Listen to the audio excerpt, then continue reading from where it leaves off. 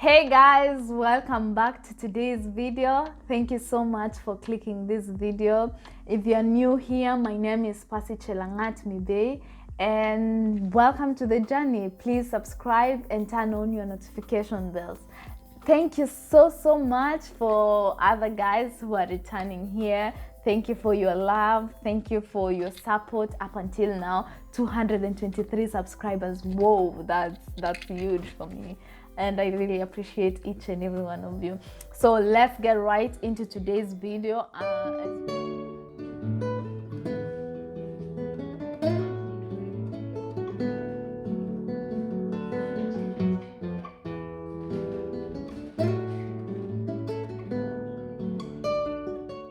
In this video, we are going to see what is culture shock, what are the different stages of culture shock, how do you overcome culture shock, and a personal experience on the culture shock topic.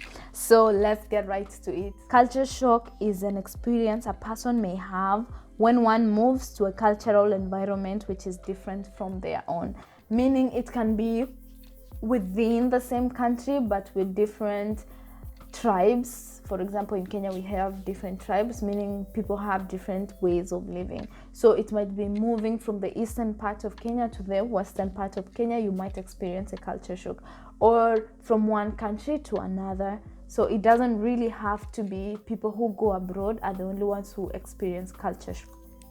So when I was doing the research on this topic, I realized that it's not something that I move out tomorrow and then I say, I now have culture shock. It happens over time. And this leads us to the 4 stages of culture shock. And the first one is the honeymoon or the discovery stage. This is when you just arrive to that place. For example, when I arrived to France, I'm just there. And then I start seeing people don't do things the way they do back in Kenya. People don't greet one another the way they greet one another in Kenya. They don't eat the same food. So this is just me discovering the place and identifying the differences between the two cultures. And then we move into the second one, which is the anxiety or the irritability stage. This is when I start to get irritated. For me, I'm saying this is the wrong way of doing it. You people shouldn't be doing this. What we do in Kenya is the right thing. So I'm kind of irritated and I'm anxious. Most people can get stuck in this stage and fall into some issues, for example, mental health wise, because the culture differences might not be that minor. It might not only be way of dressing, way of eating. It might be huge.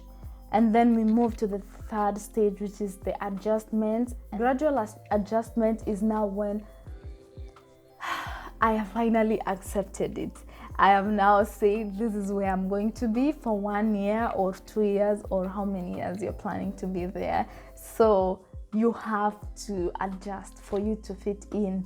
If it's how people say hi, I'm not just going to handshake them anymore. I have to give them the bees or the bizu. I don't know how you people call it, but that's just another example of a culture difference. So in this stage, we slowly accept it. We still slowly get integrated, slowly start doing things the way they are doing. After we had denied it, but now we are into it. And then the final stage is acceptance. Finally, I am fully in. I have accepted it fully. I'm now eating baguette. I now go buy baguette early in the morning, which it was weird at first. I used to feel like this bread is really hard. I'm used to the sliced bread in Kenya. But now I have accepted it. It's part of me now. I can't do anything about it. I'm happy being in it.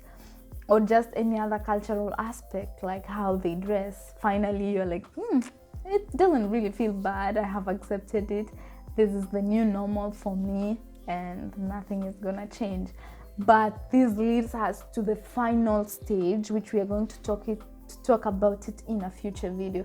This is the reverse culture shock. This is now when you go back to your culture, everything now feels different. You no longer fit in.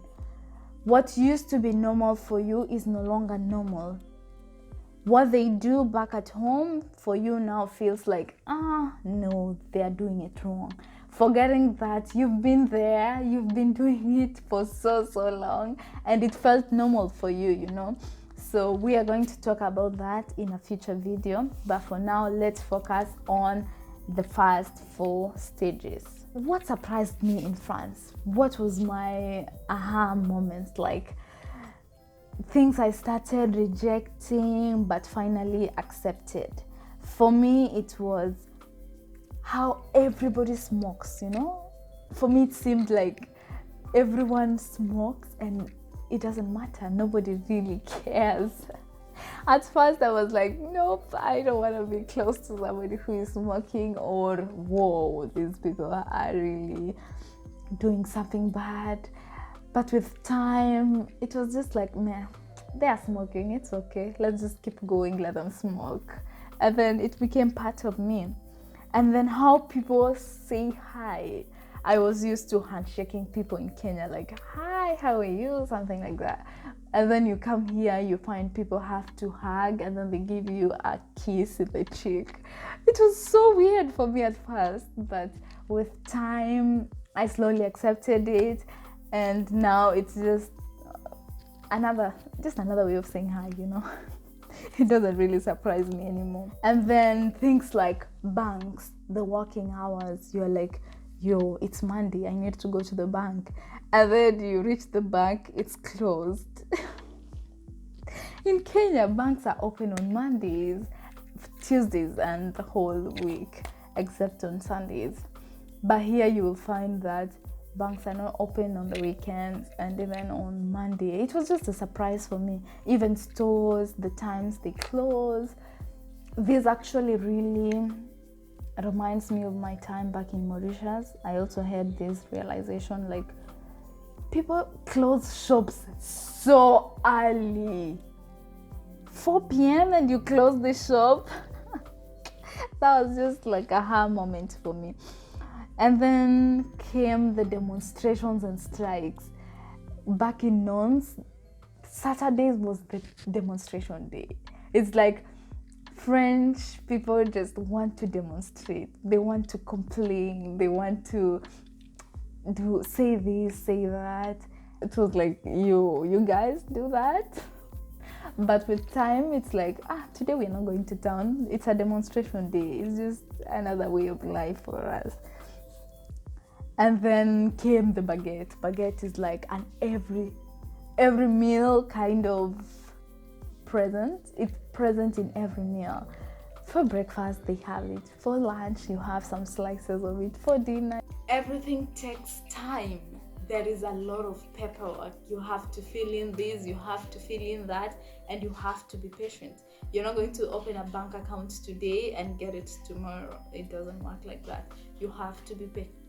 You have to be patient, wait for your mail to arrive, wait for the time you will be called to take your ATM card. So you really need a lot of patience.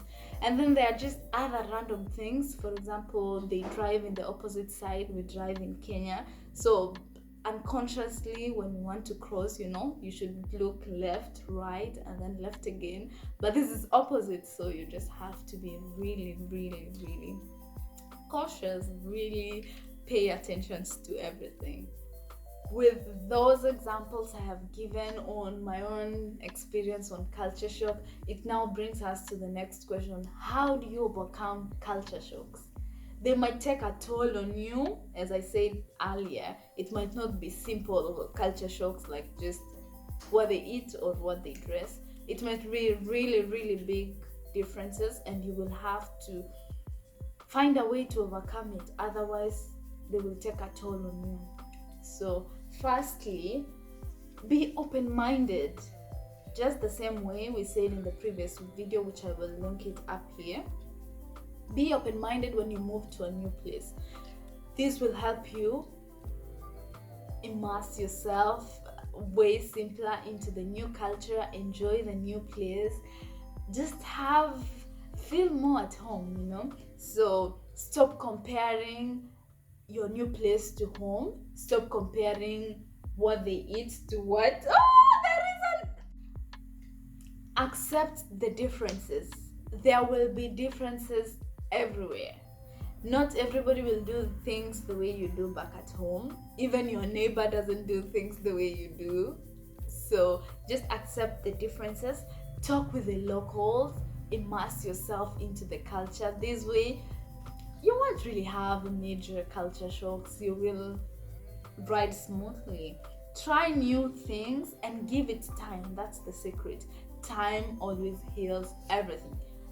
Be it the culture shock, be it broken hearts, anything, it can really heal. So give it time.